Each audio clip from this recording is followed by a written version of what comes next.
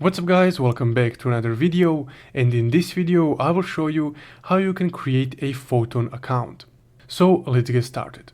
Now the first step to creating a Photon account would be connecting your Phantom wallet to the Photon website. So first off, to connect your Phantom wallet, you would need to go to the Photon website. You can either Google it or you can click the first link in the description below. So once you're here, go ahead and open your Phantom wallet. So you would need to log in first. Once you're logged in, you can click the Connect Wallet button right here.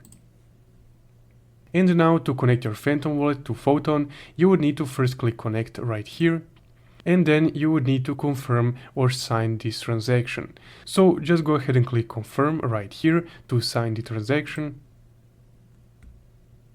And now after doing that, they offer you to export your private keys. So I would recommend you to do this so you can import this private key later in another wallet to make things easier. So just go ahead and click Generate right here. And now this is your public Photon address for your Photon wallet, the Solana address. So you use this to receive and send crypto. And here is your private key. So let's go ahead and slide to reveal our private key. So once you have your private key, you can copy it and store it safely.